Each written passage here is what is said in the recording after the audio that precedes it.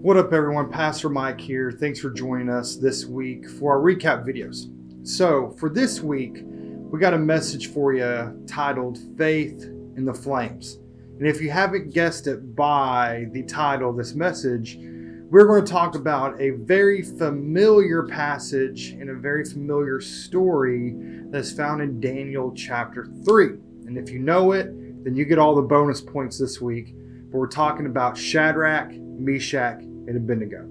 So if you're not familiar with this story about these three dudes, they're currently living in a time where there's a power, worship-hungry ruler named Nebuchadnezzar. All right? So he builds up this statue, and he's like, hey, we're going to worship me today, okay? Like, we're going to worship this golden figure that I've created. So whenever the harps and everything play, everyone bows down to worship this figure. So everyone comes together and the horns and the harps go off and everyone bows besides these three dudes. All right. And King Nebuchadnezzar is like, hey, we got an issue now.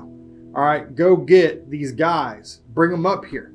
All right. I'm going to give them a second chance. Hey, when this happens, you're going to bow down or I'm throwing you into the furnace. So it goes off. They don't do anything. They stay there. And he's like commanding them, hey, I'm going to kill you if you don't do this. And they're like, hey, we will not bow down to your golden statue, to your idol that you've created. We worship God and God only. And so this king got so mad that he ordered this furnace to be piping hot. All right, more hotter than usual. He's like, hey, y'all are about to die. All right.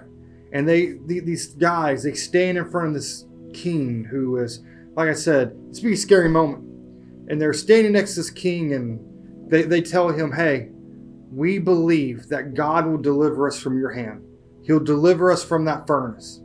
But if he doesn't, then his will be done. God's will be seen. We're not bowing down to this.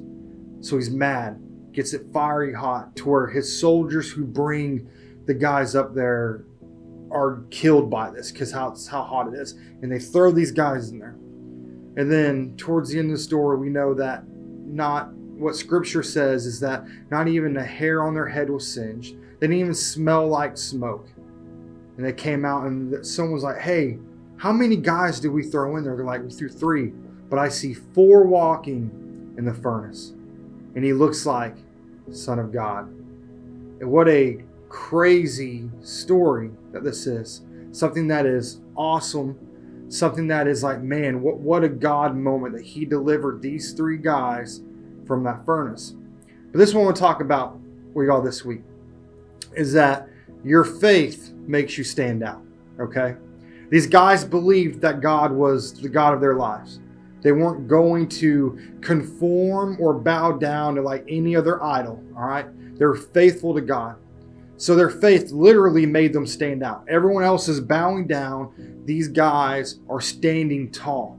Their faith made them stand out. In the world that we live in with everything that is what it is, all right, everything built on sand, rocky, and sometimes life is hard. And when we're faithful, knowing who our provider is, knowing where our hope comes from, knowing that God will deliver us from the hand of our enemy, and even if something does happen, his will be done in our lives, that nothing is done in vain, we stand out.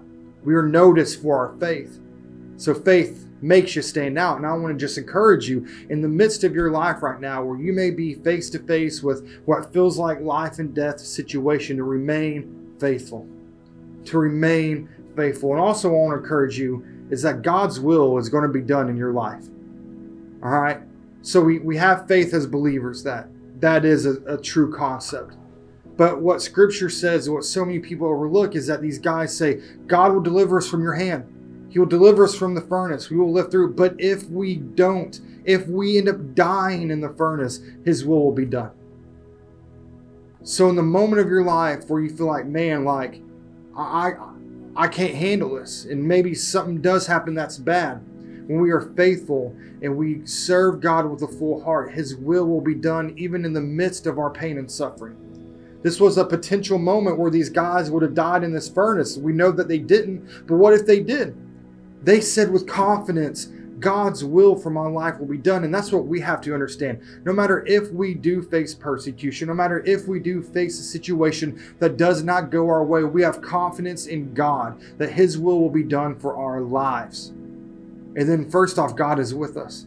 He's with us just like He was with these three guys, because He's the same yesterday, today, and forever. And if He delivered these guys out of the hand of this situation, then what makes us think that He won't do it for us? Because He will. He loves us. He sees us. He never leaves or forsakes us. He is with us. So we got to have faith in the flames. We got to have faith in the storm, faith in the moments when it's hard, faith in the moments when it's easy, because then perspective comes and God's will is done. And what happened is that this king said, I'm giving my life to God. Look at what He just did for you. And it all started when these guys chose to be faithful.